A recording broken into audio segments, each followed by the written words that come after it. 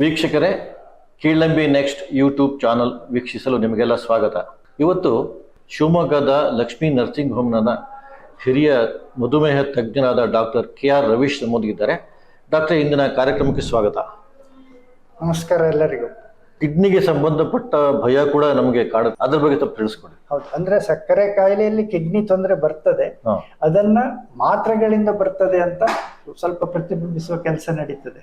ಆದರೆ ಯಾವ ಮಾತ್ರೆಗಳಿಂದನೂ ಕಿಡ್ನಿ ತೊಂದರೆ, ಸಕ್ಕರೆ ಕಾಯಿಲೆಯಲ್ಲಿ ಬಳಸುವ ಮಾತ್ರೆಗಳಿಂದ ಕಿಡ್ನಿ ತೊಂದರೆ ಆಗುವುದಿಲ್ಲ.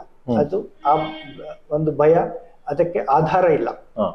ಈಗ ಮುಖ್ಯವಾಗಿ ಇನ್ಸುಲಿನ್ ಪಾತ್ರ ಬಹಳ ದೊಡ್ಡದಿದೆ. ಅದಕ್ಕೆ ನಾವು ಡಿಪೆಂಡ್ ಆಗಿಬಿಡ್ತೀವಿ, ದಾಸರೇ ಆಗ್ಬಿಡ್ತೀವಿ.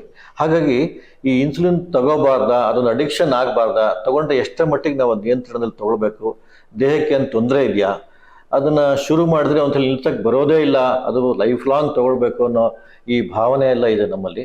ಇದ್ರ ಬಗ್ಗೆ ಸ್ವಲ್ಪ ತಿಳಿಸ್ಕೊಡಿ. ಇನ್ಸುಲಿನ್ ಬಗ್ಗೆ ನಮ್ಮಲ್ಲಿ ಭಯ ಇದೆ. ಒಂದು, ಅದನ್ನು ಚುಚ್ಕೊಳ್ಬೇಕು ಅನ್ನೋದು ಒಂದು. ಅಂದ್ರೆ ಅದು ಚುಚ್ಕೊಳ್ಳೋದು ಮನೆಯವರಿಗೂ ಗೊತ್ತಾಗ್ತದೆ, ಹೊರಗಡೆಯೂ ಗೊತ್ತಾಗ್ತದೆ ನನಗೆ ಸಕ್ಕರೆ ಕಾಯಿಲೆ ಇದೆ ಅನ್ನೋದು ಒಂದು. ಆಮೇಲೆ ಅದು ಸ್ವಲ್ಪ ತೆಗೆದುಕೊಳ್ಳಿಕ್ಕೆ ಇನ್ಕನ್ವೀನಿಯನ್ಸ್ ಆಗ್ತದೆ. ಚುಚ್ಕೊಳ್ಬೇಕು, ಆಹಾರ ಸೇವನೆಯ ಮೊದಲು ತೆಗೆದುಕೊಳ್ಬೇಕು, ಸಭೆ ಸಮಾರಂಭ ಅಥವಾ ಹೊರಗಡೆ ಬೇರೆಯವ್ರ ಮನೆಗೆ ಹೋದಾಗ ತೊಂದರೆ ಆಗ್ತದೆ. ಇದೆಲ್ಲವನ್ನು ಆಲೋಚಿಸಿ ಅವರು ಅದರ ಬ್ಲೇಮ್ ಅನ್ನ ಇನ್ಸುಲಿನ್ ಮೇಲೆ ಹಾಕ್ತಾ ಇದ್ದಾರೆ. ಆದ್ರೆ ಇನ್ಸುಲಿನ್ ಅಗತ್ಯ ಇದ್ದಾಗ ಅದನ್ನು ಖಂಡಿತವಾಗಿ ತೆಗೆದುಕೊಳ್ಬೇಕು ವೈದ್ಯರ ಸಲಹೆ ಮೇರೆಗೆ. ಈಗ ಲಭ್ಯವಿರುವ ಇನ್ಸುಲಿನ್ಗಳು ನಮ್ಮ ದೇಹದಲ್ಲಿ ಏನು ಉತ್ಪತ್ತಿ ಆಗ್ತದೆ ಅದಕ್ಕೆ ತದ್ರೂಪವಾಗಿ ಇನ್ಸುಲಿನ್ಗಳನ್ನ ತಯಾರಿಸಲಾಗಿದೆ. ಹ್ಯೂಮನ್ ಇನ್ಸುಲಿನ್ ಅಂತಾನೆ ಕರಿತೀವಿ. ಇದು ನಮ್ಮ ದೇಹದ ಒಳಗೆ ಏನು ಉತ್ಪತ್ತಿ ಆಗುತ್ತೆ ಅದೇ ಇನ್ಸುಲಿನ್, ಅದನ್ನೇ ಈಗ ಹೊರಗಿನಿಂದ ಕೊಡ್ತಕ್ಕಂಥ ವ್ಯವಸ್ಥೆ ಇದೆ. ಈಗ ಬಹಳ ಜನ ಕೇಳೋದೇನಂದ್ರೆ ಅದನ್ನು ಒಮ್ಮೆ ಶುರು ಮಾಡಿದ್ರೆ ಯಾವಾಗ್ಲೂ ತಗೋಬೇಕಂತ, ನಿಲ್ಸಕ್ಕೆ ಬರೋದಿಲ್ಲ, ಅದೇನೋ ಅಡಿಕ್ಷನ್ ಆಗ್ಬಿಡುತ್ತೆ ಅನ್ನೋ ತರ. ಅದು ಆ ರೀತಿಯ ಯಾವುದೇ ಒಂದು ವಿಷಯ ಇನ್ಸುಲಿನ್ ವಿಷಯದಲ್ಲಿ ಇಲ್ಲ. ಅದು ಒಳ್ಳೇದನ್ನೇ ಮಾಡ್ತದೆ.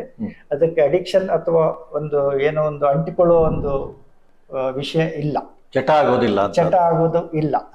ಹಾಗೇನೆ ಇನ್ಸುಲಿನ್ ತೆಗೆದುಕೊಳ್ಳೋದ್ರಿಂದ ಬಹಳಷ್ಟು ಒಳ್ಳೇದಾಗ್ತದೆ. ಹಾಗೂ ಮಾತ್ರೆಗಳಿಗೆ ಹೋಲಿಸಿದ್ರೆ ಇನ್ಸುಲಿನ್ ತುಂಬಾ ಕಡಿಮೆ ವೆಚ್ಚದಲ್ಲಿ ಪರಿಣಾಮಕಾರಿ. ಹೌದು, ಖರ್ಚು ಕೂಡ ಕಡಿಮೆ ಆಗ್ತದೆ. ಇನ್ನ ಇಷ್ಟೆಲ್ಲ ಇನ್ಸುಲಿನ್ ಬಗ್ಗೆ ಹೇಳಿದ್ರಿ, ಮತ್ತೆ ನಾವು ಈಗ ಈ ಸುಲಭವಾಗಿ ನಮ್ಮ ಸೊಸೈಟಿಲಿ ಈ ಜನರಿಕ್ ಮಾತ್ರೆಗಳು ಕಡಿಮೆ ಬೆಲೆಯಲ್ಲಿ ಸಿಗುತ್ತೆ ಅಂಥೇಳಿ ನಾವು ಆ ಕಡೆ ತಗೊಳಕ್ ಹೋಗ್ತೀವಿ. ಯಾಕಂದ್ರೆ ನನಗೆ ಹಣಕಾಸಿನ ಮುಗ್ಗಟ್ಟಿದ್ದಾಗ ನಂಗೆ ಕಡಿಮೆ ಎಲ್ಲಿ ಸಿಗುತ್ತೆ ಆ ಕಡೆ ಹೋಗೋದು ಸ್ವಾಭಾವಿಕ. ಅಂಥ ಜನರಿಕ್ ಮಾತ್ರೆಗಳು ನಮಗೆ ಬಹಳ ಮುಖ್ಯವಾಗ್ತಾವ, ಅವುಗಳು ಕೆಲಸ ಮಾಡ್ತಾವ ಅಂತ ಇದಂತೂ ತಿಳಿಸ್ಕೊಡಿ. ಜನರಿಕ್ ಮಾತ್ರೆಗಳು ಮಧುಮೇಹದಲ್ಲಿ ಎಲ್ಲಾ ವಿಧದ ಮಾತ್ರೆಗಳಿಗೂ ಲಭ್ಯ ಇದ್ದಾವೆ. ಹೆಚ್ಚಿನ ಎಲ್ಲಾ ಮಾತ್ರೆಗಳು ಈಗ ಜನರಿಕ್ ನಲ್ಲಿ ಸಿಗ್ತವೆ. ಹಾಗೆ ಇನ್ಸುಲಿನ್ ಕೂಡ ಸಿಗ್ತದೆ, ಜನೌಷಧಿ ಕೇಂದ್ರಗಳಲ್ಲಿಯೂ ಸಹ ಸಿಗ್ತದೆ. ಆದ್ರೆ ಸ್ವಲ್ಪ ವಿಶ್ವಾಸಾರ್ಹತೆಯ ಕೊರತೆ ಇದೆ. ಆದ್ರೆ ವ್ಯಕ್ತಿ ಅದನ್ನ ತೆಗೆದುಕೊಳ್ಳಿಕ್ಕೆ ಮನಸ್ಸು ಮಾಡಿದ್ರೆ, ಬ್ರಾಂಡೆಡ್ ಮಾತ್ರೆ ಬೇಡ, ತುಟ್ಟಿ ಆಗ್ತದೆ, ಕಾಸ್ಟ್ಲಿ ಆಗ್ತದೆ ಅಂತ ಅನ್ಸಿದ್ರೆ ಅದನ್ನ ಖಂಡಿತವಾಗಿ ತೆಗೆದುಕೊಳ್ಬಹುದು. ಆದ್ರೆ ಅದನ್ನ ಶುರು ಮಾಡಿದ ಒಂದು 15 ದಿನದಲ್ಲಿ, ಈಗ ಸಪೋಸ್ ಅವರಿಗೆ ಸಕ್ಕರೆ ಕಾಯಿಲೆ ಬ್ರಾಂಡ್ ಮಾತ್ರೆಯಲ್ಲಿ ನಿಯಂತ್ರಣದಲ್ಲಿ ಇದೆ, ಅವರಿಗೆ ಜನರಿಕ್ ತಗೊಳ್ಳಿಕ್ಕೆ ಮನಸ್ಸು ಮಾಡ್ತಾರೆ. ಒಂದು 15 ದಿನದಲ್ಲಿ ಜನರಿಕ್ ಮಾತ್ರೆಗಳನ್ನ ಶುರು ಮಾಡಿದ ನಂತರ ಅವ್ರು ರಕ್ತ ಪರೀಕ್ಷೆ ಮಾಡ್ಕೊಂಡ್ರೆ ಅವರಿಗೆ ಗೊತ್ತಾಗ್ತದೆ ಅದು ಪರಿಣಾಮಕಾರಿಯಾಗಿ ಕೆಲಸ ಮಾಡ್ತಾ ಇದೆ. ಖಂಡಿತ ಮುಂದುವರಿಸಿ. ಅದು ಪರಿಣಾಮಕಾರಿಯಾಗಿ ಕೆಲಸ ಮಾಡ್ತಾ ಇಲ್ಲ ಅನ್ಸಿದ್ರೆ ಅದನ್ನು ತೆಗೆದುಕೊಳ್ಳೋದು ಸೂಕ್ತ ಅಲ್ಲ. ಯಾಕಂದ್ರೆ ಸರ್ಕಾರದ ಒಂದು ಹೇಳಿಕೆ ಪ್ರಕಾರ ಯಾವುದೇ ಒಂದು ಕಂಪನಿ ಈ ರೀತಿಯ ಡಯಾಬಿಟಿಸ್ ಮಾತ್ರೆಯನ್ನ ತಯಾರು ಮಾಡಿ ಅದರ ಪೇಟೆಂಟ್ ಅವಧಿ ಮುಗಿದ ಮೇಲೆ ಅದನ್ನ ಸರ್ಕಾರವೇ ತಯಾರು ಮಾಡಲಿಕ್ಕೆ ಒಂದು ಅವಕಾಶ ಸಿಗುತ್ತೆ. ಆಗ ಸರ್ಕಾರ ಎಲ್ಲ ಖರ್ಚು ವೆಚ್ಚಗಳನ್ನು ಕಡಿಮೆ ಮಾಡಿ ಜನರಿಗೆ ಕಡಿಮೆ ವೆಚ್ಚದಲ್ಲಿ ಸಿಗ್ತಕ್ಕಂಥ ವ್ಯವಸ್ಥೆ ಮಾಡುತ್ತೆ. ಅದೇ ಈ ಜನರಿಕ್ ಔಷಧ ಒಂದು ಗುರಿ ಅಂತ ನಾನು ಕೇಳಲ್ಪಟ್ಟಿದ್ದೇನೆ. ಇದು ಸರಿನಾ ಅಂತ? ಹೌದು, ಅದು ಸರಿ ಇದೆ. ಅದನ್ನು ತೆಗೆದುಕೊಂಡು ಬಳಸಿ ನೋಡ್ಬೋದು, ತೊಂದರೆ ಇಲ್ಲ. ಈಗ ನೀವು ರಕ್ತ ಪರೀಕ್ಷೆ ಮಾಡಬೇಕು ಅಂತ ಹೇಳಿದ್ವಿ, ಫಸ್ಟಿಗೆ ಬರ್ಬೇಕಾದ್ರೆ ನಾವು ಮಾತ್ರೆ ತಗೊಂಡು ಬಂದ್ಬಿಡ್ಬೋದಾ ಅಥವಾ ಹೇಗೆ ಅದಕ್ಕೆ ಸಿದ್ಧ ಆಗಿ ಬರ್ಬೇಕಾಗತ್ತೆ ರಕ್ತ ಪರೀಕ್ಷೆಗೆ? ಈಗ ನಮ್ಮಲ್ಲಿ ಬಹಳಷ್ಟು ಜನ ವೈದ್ಯರ ಭೇಟಿ ಮುಂದಿನ ವಾರ ಇಂಥ ದಿನ ಅಂತ ಗೊತ್ತಿದ್ರೆ ಮಧ್ಯೆ ಎಲ್ಲ ಮಾತ್ರೆ ತೆಗೆದುಕೊಂಡಿರೋದಿಲ್ಲ. ವೈದ್ಯರ ಭೇಟಿಗೆ ತಯಾರಾಗ್ಲಿಕ್ಕೆ ಆ ವಾರದಲ್ಲಿ ಅಥವಾ ಮನೆಯವರನ್ನ ಮೆಚ್ಚಿಸ್ಲಿಕ್ಕೆ ಆ ವಾರದಲ್ಲಿ ಮಾತ್ರ ಅವರು ಔಷಧಿ ಮಾತ್ರೆಗಳನ್ನು ತೆಗೆದುಕೊಂಡು ವೈದ್ಯರ ಬಳಿಗೆ ಬರ್ತಾರೆ. ಅವರು ಫುಲ್ ಆಗ ಆಹಾರನ ಪಥ್ಯದಲ್ಲಿ ನಡೆಸ್ತಾರೆ, ವ್ಯಾಯಾಮ ಚಟುವಟಿಕೆಯನ್ನು ಮಾಡ್ತಾರೆ, ಮಾತ್ರೆಗಳನ್ನು ಹೇಳಿದ ಪ್ರಮಾಣದಲ್ಲಿ ತೆಗೆದುಕೊಂಡು ವೈದ್ಯರ ಹತ್ರ ಹೋಗಿ ಪರೀಕ್ಷೆ ಮಾಡ್ತಾರೆ. ಅದಕ್ಕೆ ನಾವು HbA1c ಟೆಸ್ಟ್ ಅನ್ನು ಮಾಡಿದ್ರೆ ಅದು 90 ದಿನದ ರಿಸಲ್ಟ್ ಕೊಟ್ಟಾಗ HbA1c ಜಾಸ್ತಿ ಇರ್ತದೆ, ಅವ್ರದ್ದು ಅವತ್ತು ಖಾಲಿ ಹೊಟ್ಟೆ ಆಹಾರ ಸೇವನೆ ನಂತರದ್ದು ನಾರ್ಮಲ್ ಇರ್ತದೆ. ಆಗ HbA1c ಜಾಸ್ತಿ ಇದ್ದಾಗ ನಮ್ಗೆ ಗೊತ್ತಾಗ್ತದೆ ಇವರು ಹೆಚ್ಚಿನ ದಿನಗಳಲ್ಲಿ ಈ ಒಂದು ಸ್ಟ್ರಿಕ್ಟ್ ಆಗಿ ಡಯಟ್ ಮಾಡಿಲ್ಲ. ಇವತ್ತು ಒಂದು ವಾರದಿಂದ ಮಾತ್ರ ಭೇಟಿಗೋಸ್ಕರವಾಗಿ ಪರೀಕ್ಷೆಗೆ ತಯಾರಾಗ್ತಾ ಇದ್ದಾರೆ ಅನ್ನೋದು ಗೊತ್ತಾಗ್ತದೆ. ಹಾಗೆ ಗೊತ್ತಾಗ್ತದೆ. ಹಾಗೆ ಪರೀಕ್ಷೆಗೆ ಬರುವಾಗಲೂ ಹಿಂದಿನ ದಿನವೂ ತೆಗೆದುಕೊಂಡಿರ್ಬೇಕು. ಖಾಲಿ ಹೊಟ್ಟೆಯಲ್ಲಿ ರಕ್ತ ಕೊಟ್ಟು ತಿಂಡಿ ತಿನ್ನುವಾಗ ಅಥವಾ ಊಟ ಮಾಡುವಾಗ ಏನು ಔಷಧಿ ಮಾತ್ರೆಗಳಿದಾವೆ ಅವತ್ತಿನದು ಅದನ್ನು ತೆಗೆದುಕೊಂಡೆ 2 ಗಂಟೆಗಳ ನಂತರ ಖಾಲಿ ಹೊಟ್ಟೆಯಲ್ಲಿ 2 ಗಂಟೆ ಮುಂಚೆ ತಗೊಳ್ಬೇಕು ಅಂತೀರಾ? 2 ಗಂಟೆ ಆಹಾರ ಮಾತ್ರೆ ತೆಗೆದುಕೊಂಡು 2 ಗಂಟೆಯಲ್ಲಿ ಮತ್ತೆ ರಕ್ತ ಪರೀಕ್ಷೆ. ಅದು ಇನ್ನೊಮ್ಮೆ ನಾನು ಕೇಳ್ತೀನಿ, ಖಾಲಿ ಹೊಟ್ಟೆಗೆ ಮಾತ್ರೆ ಅಂದ್ರೆ ಯಾವಾಗ ತಗೊಳ್ಬೇಕು ಅಂತ?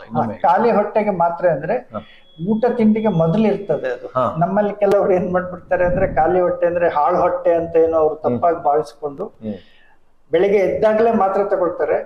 ತಿಂಡಿ ತಿನ್ನೋದು 8-9 ಗಂಟೆಗೆ ಇರ್ತದೆ. ಹಾಗೆ ಆಗ್ಬಾರ್ದು. ಅದು ಆಹಾರ ಸೇವನೆಯ ಮೊದಲು ಇರ್ತದೆ. ಮಾತ್ರೆ ಅಥವಾ ಇನ್ಸುಲಿನ್ ಯಾವ್ದಿದೆ ಅದು ಆಹಾರ ಸೇವನೆಯ ಮೊದಲು ಇರ್ತದೆ. 15 ನಿಮಿಷ ಮೊದಲು ಅಂತ ಹೇಳಿರ್ತಾರೆ. ಇಲ್ಲ ಕೆಲವು ಮಾತ್ರೆಗಳು ಊಟ ಅಥವಾ ತಿಂಡಿಗೆ ಕುಳಿತಾಗ ತೆಗೆದುಕೊಳ್ಳುವ ಮಾತ್ರೆಗಳಿರ್ತದೆ. ಇನ್ಸುಲಿನ್ ಆದ್ರೆ ಊಟ ತಿಂಡಿಗೆ ಮೊದಲು ಇರ್ತದೆ. ಕೆಲವು ಆಹಾರ ಸೇವನೆ ನಂತರ ತೆಗೆದುಕೊಳ್ಳೋದು ಇರ್ತದೆ. ಆದ್ರೆ ಖಾಲಿ ಹೊಟ್ಟೆಯಲ್ಲಿ ತೆಗೆದುಕೊಳ್ಬೇಕಂದ್ರೆ ಬೆಳಿಗ್ಗೆ ಎದ್ದಾಗ ತಕ್ಷಣ ತೆಗೆದುಕೊಳ್ಳೋದಲ್ಲ, ಆಹಾರ ತಿಂಡಿಯ ಮೊದಲು ತೆಗೆದುಕೊಳ್ಳೋದು ಬಹಳ ಒಳ್ಳೇದಂತ. ಈಗ ನೀವು ಎಷ್ಟೇ ಹೇಳಿ ತಕ್ಷಣ ನಾವು ಸ್ವಯಂ ವೈದ್ಯಕ್ಕೆ ಹೋಗ್ಬಿಡ್ತೀವಿ, ನಾವೇನಾದ್ರು ಸೆಲ್ಫ್ ಮೆಡಿಕೇಶನ್ ಮಾಡ್ಕೊಳ್ಳೋಣ ಅಂತ. ಅದು ಒಳ್ಳೇದಾ ಕೆಟ್ಟದಾ? ಮಧುಮೇಹದ ವಿಷಯದಲ್ಲಿ ಸ್ವಯಂ ವೈದ್ಯ ಖಂಡಿತವಾಗಿಯೂ ಬೇಡ. ಯಾರಿಗೋ ಕೊಟ್ಟ ಮಾತ್ರೆಯನ್ನ ಅದು ತುಂಬಾ ಚೆನ್ನಾಗಿ ಕೆಲಸ ಮಾಡ್ತದೆ ಅಂತ ಇವ್ರು ತೆಗೆದುಕೊಳ್ಳೋದು, ಅದರಿಂದ ಇವರಿಗೆ ಅಡ್ಡ ಪರಿಣಾಮಗಳು ಆಗ್ಬೋದು. ಲೋ ಶುಗರ್ ಆಗ್ಬೋದು, ಇಲ್ಲ ಶುಗರ್ ಕಂಟ್ರೋಲ್ಗೆ ಬರದೆ ಹೈ ಕೂಡ ಆಗ್ಬೋದು. ಹಾಗೆ ಕೆಲವು ಸಂದರ್ಭಗಳಲ್ಲಿ ಕೈ ಕಾಲಿನ ಗಾಯಗಳಿರ್ಬೋದು, ಅದರಲ್ಲೂ ಕೂಡ ಕೆಲವರು ಸ್ವಯಂ ವೈದ್ಯ ಮಾಡ್ಕೊಳ್ಳಿಕ್ಕೆ ಹೋಗ್ತಾರೆ. ಅದನ್ನ ಖಂಡಿತವಾಗಿಯೂ ಮಧುಮೇಹದಲ್ಲಿ ಅಂತೂ ಮಾಡಬಾರದು. ಅದರಿಂದ ಅನಾಹುತಗಳೇ ಜಾಸ್ತಿ. ಇನ್ನೊಂದು ಮುಖ್ಯವಾದ ಪ್ರಶ್ನೆ ಡಾಕ್ಟ್ರೆ, ಈ ಮಧುಮೇಹ ಅಂದರೆ ಟೈಪ್ 2ನ ನಾವು ನಿರ್ವಹಣೆ ಮಾಡಬೇಕಾದ್ರೆ ಈ ತಪಾಸಣೆ ಇರ್ಬೋದು, ಖರ್ಚು ವೆಚ್ಚಗಳಿರ್ಬೋದು, ಇದ್ರ ಬಗ್ಗೆ ಒಂದು ಐಡಿಯಾ ಬೇಕು ನಮ್ಮ ಜನಕ್ಕೆ. ಹಾಗಾಗಿ ಅದ್ರ ಬಗ್ಗೆ ಸ್ವಲ್ಪ ನಮಗೆ ತಿಳಿಸ್ಕೊಡಿ, ಖರ್ಚು ವೆಚ್ಚಗಳ ಬಗ್ಗೆ. ಮಧುಮೇಹ ನಿಯಂತ್ರಣದಲ್ಲಿ ಇಲ್ಲದೆ ತೊಂದರೆಗಳು ಬಂದ್ರೆ ತುಂಬಾ ಖರ್ಚಿನ ಬಾಬತ್ತು. ಮಧುಮೇಹದ ನಿಯಂತ್ರಣಕ್ಕೆ ಎಲ್ಲರೂ ಮನಸ್ಸು ಮಾಡ್ಬೇಕು. ಇದಕ್ಕೆ ಖರ್ಚು ಬಹಳ ಹಿಡಿಯೋದಿಲ್ಲ. ರಕ್ತ ಪರೀಕ್ಷೆಗೆ, ರಕ್ತದ ಗ್ಲೂಕೋಸ್ ಪರೀಕ್ಷೆಗೆ 30 ರಿಂದ 50 ರೂಪಾಯಿ ಬೀಳ್ತದೆ. ಖಾಲಿ ಹೊಟ್ಟೆ ತಿಂಡಿ ತಿಂದು 2 ಸರಿ ಮಾಡೋದು ಅಂದ್ರೆ 100 ರೂಪಾಯಿ ಹತ್ರ ಬೀಳ್ಬೋದು. HbA1c ಟೆಸ್ಟ್ ಸ್ವಲ್ಪ ತುಟ್ಟಿ ಇದೆ, ಅಂದ್ರೆ 400 ರಿಂದ 500 ರೂಪಾಯಿ ಬೀಳ್ತದೆ, ಯಾವ ಮೆಥಡ್ ನಲ್ಲಿ ಮಾಡ್ತಾರೆ ಅನ್ನೋದ್ರ ಮೇಲೆ. ಹಾಗೆ ಕೆಲವು ಇನ್ನಿತರ ಪರೀಕ್ಷೆಗಳ ಅಗತ್ಯ ಬಿದ್ದರೆ ಕೊಲೆಸ್ಟ್ರಾಲ್ ಸಂಬಂಧ ಇರ್ಬೋದು, ಒಂದು 500 ರೂಪಾಯಿ ಆಗ್ಬೋದು, ಅಥವಾ ECG ಒಂದು 200 ರೂಪಾಯಿ ಆಗ್ಬೋದು.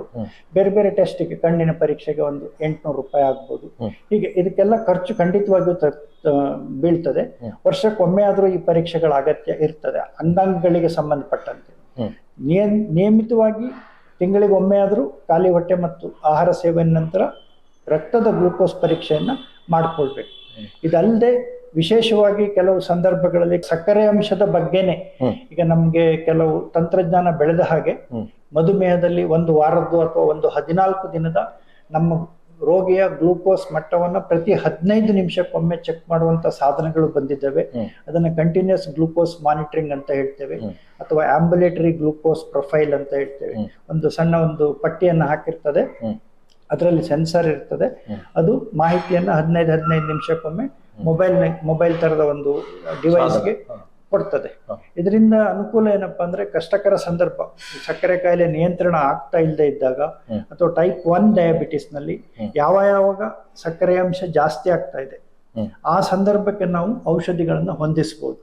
ಅಥವಾ ಅವರು ಪಥ್ಯ ಮಾಡ್ತಾ ಇಲ್ಲ, ನಮ್ಗೆ ಗೊತ್ತಾಗ್ತದೆ ಅದರಲ್ಲಿ ಒಂದು ಸ್ಪೈಕ್ ಬಂತು 300 ಮಿಲಿಗ್ರಾಮಿಗೆ ಹೋಗ್ತಾ ಇದೆ ಅಂದ್ರೆ ಅಷ್ಟು ರಕ್ತದ ಗ್ಲೂಕೋಸ್ ಮಟ್ಟ ಏರುವ ಒಂದು ಆಹಾರವನ್ನ ಅವರು ಬಳಸಿದ್ದಾರೆ, ಹೈ ಗ್ಲೈಸಿಮಿಕ್ ಇಂಡೆಕ್ಸ್, ಹೈ ಕ್ಯಾಲೋರಿಯ ಒಂದು ಆಹಾರವನ್ನ ಅವರು ಬಳಸ್ತಾ ಇದ್ದಾರೆ ಅನ್ನೋದು ಗೊತ್ತಾಗ್ತದೆ.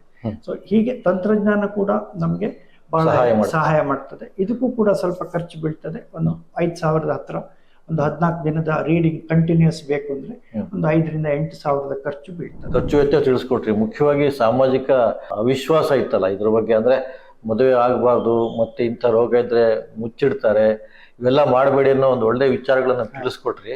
ಮತ್ತೆ ಟೈಪ್ 2 ನಿರ್ವಹಣೆ ಬಗ್ಗೆ ಕೂಡ, ಮತ್ತೆ ತಪಾಸಣೆ, ಖರ್ಚು ವೆಚ್ಚ ಬಗ್ಗೆ ತಿಳಿಸ್ಕೊಟ್ಟಿದ್ರ. ಜೊತೆಗೆ ಒಂದು ವಾಕ್ಯದಲ್ಲಿ ಈ ವಿಚಾರದ ಬಗ್ಗೆ, ಈ ತಪ್ಪು ತಿಳುವಳಿಕೆ ವಿಚಾರ ಬಹಳ ಇದೆ, ಒಂದು ವಾಕ್ಯ ನಮ್ಮ ವೀಕ್ಷಕರಿಗೆ ಹೇಳ್ತೀರಾ ಅಂತ? ಯಾವುದೇ ಒಂದು ಗೊಂದಲ ಮನಸ್ಸಿನಲ್ಲಿ ಇದ್ದಾಗ ಅದನ್ನ ವೈದ್ಯರ ಜೊತೆಗೆ ಮುಕ್ತವಾಗಿ ಮಾತಾಡಿ, ನನ್ಗೆ ಹಿಂಗೆ ಅನ್ನಿಸ್ತಾ ಇದೆ, ಈ ರೀತಿಯಲ್ಲಿ ಯೋಚನೆ ಹೋಗಿದೆ, ಇದು ಸರಿಯೋ ತಪ್ಪು, ಮಾತ್ರೆ ಬಗ್ಗೆ ಇರ್ಬೋದು, ಇನ್ಸುಲಿನ್ ಬಗ್ಗೆ ಇರ್ಬೋದು, ಮದುವೆ ಆಗೋದ್ರ ಬಗ್ಗೆ ಇರ್ಬೋದು, ಯಾವುದೇ ವಿಷಯ ಇರಲಿ ಅದನ್ನ ಮುಕ್ತವಾಗಿ ವೈದ್ಯರೊಟ್ಟಿಗೆ ಮಾತಾಡಿಕೊಂಡ್ರೆ ಅವರ ಸಂದೇಹ ಖಂಡಿತವಾಗಿಯೂ ನಿವಾರಣೆ ಆಗ್ತದೆ. ಅದರಿಂದ ಮಧುಮೇಹದ ನಿಯಂತ್ರಣಕ್ಕೆ ಸಹಾಯ ಆಗ್ತದೆ. ತುಂಬಾ ಸಂತೋಷ ಡಾಕ್ಟ್ರೆ. ಅತಿ ಸಿಹಿಯಾದ ವಿಷಯದ ಬಗ್ಗೆ ಮತ್ತಷ್ಟು ಸಿಹಿಯಾಗಿ ಮಾಹಿತಿಯನ್ನು ಕೊಟ್ಟಿದ್ದೀರಾ. ಈ ಸಿಹಿ ಮೂತ್ರ ರೋಗ ಅರ್ಥಾತ್ ಮಧುಮೇಹದ ನಿವಾರಣೆ ಬಗ್ಗೆ ಏನೆಲ್ಲ ಕ್ರಮಗಳಿವೆ, ಹೇಗೆ ನಾವು ಅದನ್ನು ನಿಯಂತ್ರಣಕ್ಕೆ ತರ್ಬೋದು, ಇದ್ರ ಬಗ್ಗೆ ನಮ್ಮ ಕೀಳಂಬಿ ನೆಕ್ಸ್ಟ್ ವೀಕ್ಷಕರಿಗೆ ಬಹಳ ಸೂಕ್ತವಾದ ಮಾಹಿತಿ ಕೊಟ್ಟಿದ್ದೀರಾ.